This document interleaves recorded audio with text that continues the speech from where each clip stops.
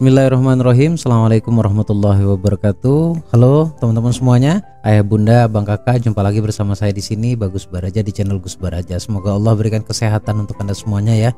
Semua urusannya dilancarkan serta Allah berikan keberlimpahan tanpa batas. Amin ya rabbal alamin. Kali ini saya akan bahas masih seputar bagaimana caranya secara spiritual atau jalur langit melunasi hutang atau belenggu hutang itu sendiri. Bismillah ya. Mudah-mudahan ini sudah video ketiga saya masih konsisten membahas tentang bagaimana caranya agar Allah membantu mempercepat melunasi hutang Anda. Bismillahirrahmanirrahim. Ikuti saja panduannya. Kali ini saya akan berikan setidaknya 6 cara. 6 cara yang insya Allah ketika Anda lakukan, ini akan Allah permudah. Anda akan menjadi magnet rezeki, magnet uang. Anda tinggal membuktikan, ikuti. Karena ini sesuai pengalaman, bukan hanya selesai di teori. Ini pengalaman hidup saya dan ini pengalaman banyaknya peserta yang sudah pernah bergabung bahkan di kelas khusus, yaitu kelas lunas hutang. Namun sebelum saya kupas atau bahas lebih lanjut atau secara detail, saya ingin sampaikan yang pertama yaitu ajakan saya agar Anda bisa ikut bergabung di seminar online yang saya adakan, yaitu pada tanggal 22 Februari, tepatnya nanti di hari Kamis ya, pukul 19.30 sampai selesai dengan tema financial healing. Ini terapi yang insya Allah ketika terapi ini dilakukan, dirasakan, kemudian dimunculkan kesadaran, insya Allah akan memberikan dampak perubahan untuk keuangan Anda, untuk finansial Anda.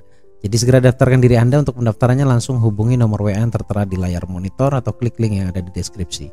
Kemudian yang kedua, kembali saya adakan kelas eksklusif selama 6 bulan dengan pertemuan yang sangat intens, yaitu seminggu sekali. Itu juga akan dibimbing di grup dan banyak hal yang bisa Anda dapatkan, terutama audio terapi, program ulang bawah sadar, kemudian video edukasinya, kemudian rekaman dari setiap pertemuan hari Jumatnya atau pertemuan 1 minggu sekalinya nanti direcord dan akan diserahkan ke Anda juga.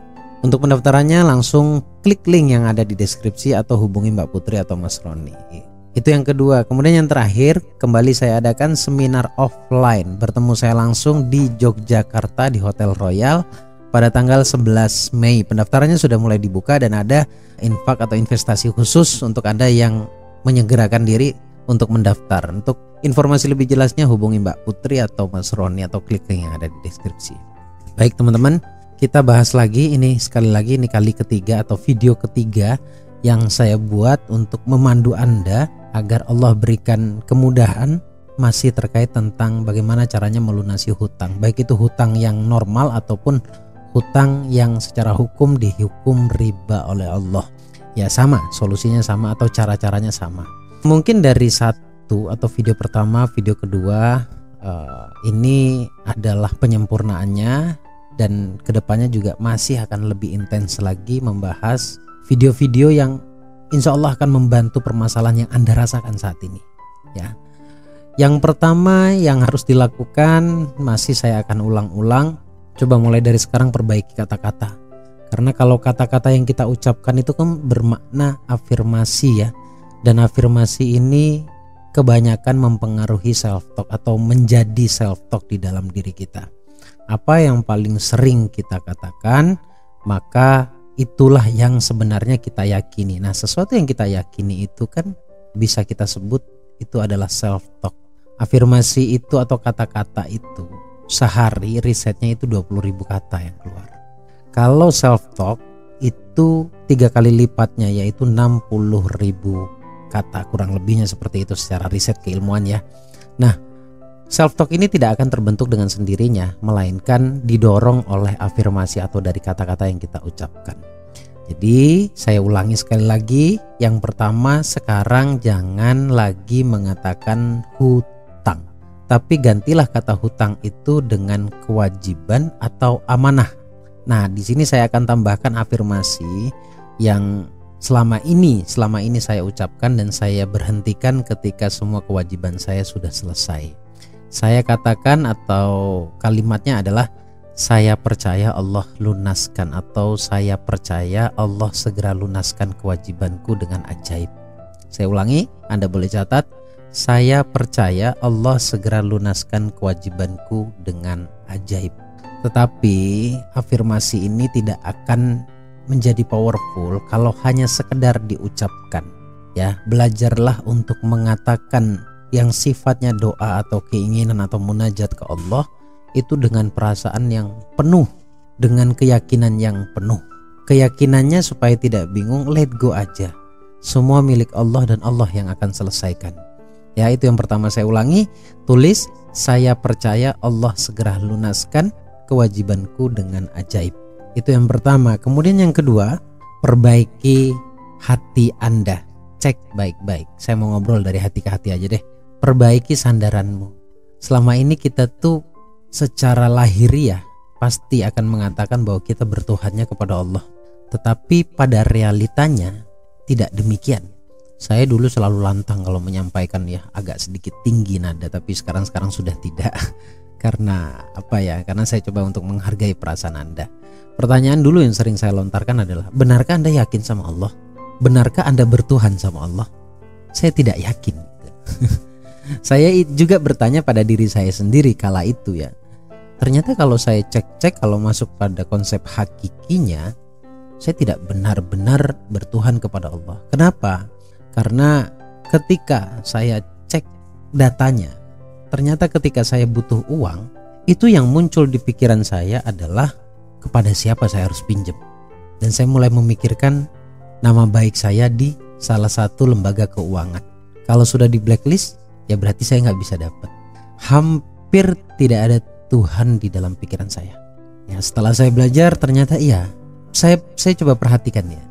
Perbaikan demi perbaikan, kemudahan demi kemudahan rezeki itu mulai tampak ketika saya benar-benar bersandar kepada Allah. Dengan cara apa? Ketika saya butuh uang, seketika saya bertanya dan bermunajat kepada Allah, ya Allah, bantu saya untuk mendapatkan rezeki agar saya bisa melunasi kewajiban saya. Kesannya sederhana, tetapi kalau kita cek, apapun ketika saya butuh sesuatu, saya minta langsung ke Allah. Nah, nanti prosesnya bagaimana, Allah yang akan gerakkan. Prosesnya bagaimana, nanti Allah yang akan membantunya. Setidaknya di awal yang muncul itu bukan kepada siapa saya harus meminjam uang, karena itu pola hutang yang akan terus akan terus bertumbuh, akan terus berulang, atau pola kewajiban itu. Jadi mulailah perbaiki sandaran Anda, mulailah dari sekarang. Ketika butuh apapun itu, tidak hanya uang, tanya sama Allah atau sampaikan kepada Allah, ya Allah, bantu saya, kasih saya jalan agar saya bisa memenuhi apa yang harus saya lakukan, kewajiban saya. Ya, itu yang kedua, memperbaiki nilai spiritual keyakinan kepada Allah. Kemudian yang ketiga, percaya bahwa Allah itu tidak akan membebani di luar kemampuan Anda. Ini bicara kesadaran, teman-teman. Ini bicara hati, ini bicara bawah sadar. Percaya itu tidak ada bentuknya, tetapi ada dalam rasa. Kalau benar-benar, sekali lagi, kalau benar-benar kita bertuhan, mestinya kita percaya pada apa yang sudah disampaikan oleh Gusti Allah ya. Bahwa Allah pernah mengatakan, la yukallifullahu nafsan illa wus'aha. Bayangin, Allah itu sudah sangat-sangat mempersiapkan solusinya. Allah katakan bahwa aku tidak akan membebani hambaku di luar batas kemampuannya. Jadi kalau kita percaya sama Allah, ini sebenarnya bocoran hidup, bocoran atau informasi agar kita tidak perlu terlalu stres terhadap keadaan kita hari ini. Ya, jadi ayo percaya, bangun kesadaran. Jangan dianggap sepele juga penyampaian saya, karena apa? Semua hidup saya itu bisa berubah dengan dimulai dari kesadaran, dan hampir banyaknya peserta hidupnya menjadi ajaib ketika mulai perlahan dari awal itu membangun sebuah kesadaran. Kesadaran apa? Kesadaran bertuhan. Kemudian ada ayat yang disebut dengan 1000 dinar. Ini sekali lagi juga kesadaran. Allah mengatakan, wa may yattaqillaha yaj'al lahu makhraja.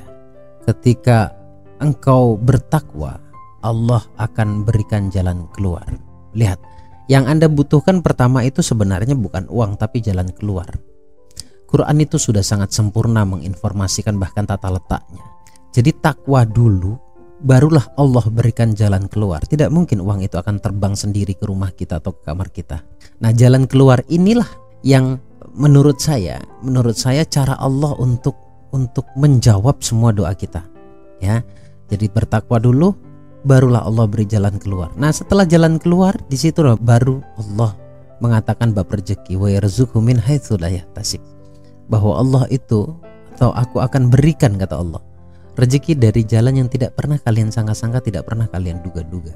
Nah setelah rezeki, ya sesuai yang kita inginkan tuh bab rezeki itu kan, tapi urutannya jelas, takwa dulu, kemudian setelah itu Allah berikan jalan keluar, kemudian setelah itu barulah Allah berikan rezeki dari jalan yang tidak pernah kita sangka-sangka, surprise, kejutan dari Allah. Kemudian yang terakhir ini tawaran dari Allah untuk kita, mau apa tidak? Yaitu tawarannya adalah may yatawakkal 'alallah fahuwa hasbuh. Ketika kita bertawakal, serah diri atau let go tadi. Let go itu saya juga maknai yakin, maka Allah akan cukupkan semua urusanmu, tidak hanya lunas tetapi hidupmu ke depan itu akan Allah cukupkan. Ini hanya diminta satu, percaya dan lakukan. Ya. Kemudian yang kelima, ini hanya 6 poin, 5, yaitu perbanyak istighfar ya. Karena boleh jadi kewajiban yang Anda jalani atau hutang tadi yang Anda jalani itu ternyata sesuatu yang tidak diridhoi oleh Allah. Ya bisa riba, bisa berjanji tapi awalnya memang sudah tahu kalau janjinya nggak benar, berjanji misalkan join sama teman, nanti ini profit sekian, tenang deh kalau misalkan ini terjadi one prestasi saya yang akan tanggung. Nah itu kan itu nggak boleh sebenarnya begitu ya. Kalau ternyata di situ ada unsur kebohongan karena saking ingin berbisnisnya, maka perbanyak istighfar karena itu sebuah kesalahan. Istighfar mudah banget, tapi dengan perasaan. Anda sabar dulu, jangan bicara cari kemana ini duit kok cuma dikasih seperti ini. Anda coba aja deh. Rezeki itu Allah yang gerakkan, yang datang kepadamu. Jadi ketika kita sudah siap, layak dan pantas, ini sebenarnya cuma bicara bagaimana caranya diri bisa siap, bisa layak, bisa pantas. Ya. Jadi dengan beristighfar insya Allah kelayakan, kepantasan, kesiapan itu akan naik dengan sendirinya di dalam sanubari atau hati Anda. La ilaha illa anta subhanaka inni kuntu minadh dhalimin. Ini yang selalu saya amalkan untuk apa? Untuk memunculkan kesadaran bahwa sejatinya bahasa doa itu tidak hanya dalam bentuk permintaan, tapi boleh jadi juga dengan pengakuan. Karena istighfar terdapat di 8 pintu rezeki.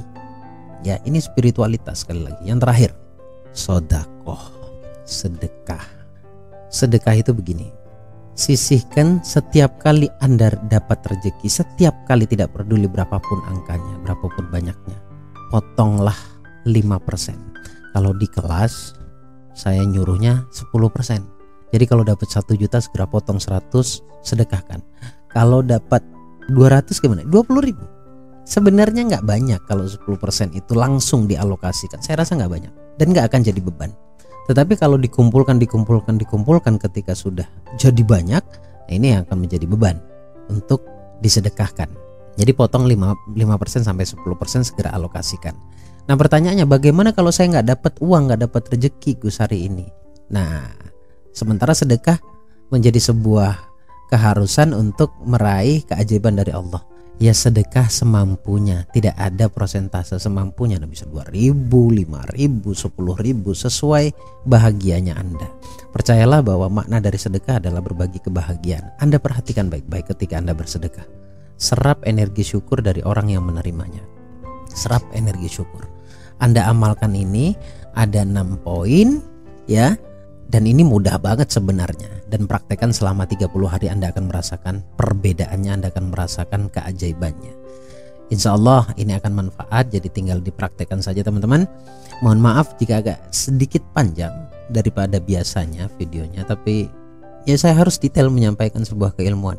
Spiritualitas sekali lagi penting, dan yang akan menggerakkan fisikmu itu karena sebab bagaimana kualitas hatimu atau kualitas bawah sadarmu. Semoga bermanfaat. Sampai ketemu di video berikutnya. Saya punya pertanyaan sebelum saya tutup. Anda masih ingin saya bahas tentang keilmuan bab lunas hutang apa enggak? Kalau mau, bantu channel YouTube ini atau video ini share ke seluruh kerabat Anda, berbagi manfaat. Oke? Dan tulis di kolom komen, lanjutkan Gus. Oke? Terima kasih, sampai ketemu di lain kesempatan di video berikutnya. Saya Bagus Baraja. Assalamualaikum warahmatullahi wabarakatuh. Allahumma sholli ala sayyidina Muhammad.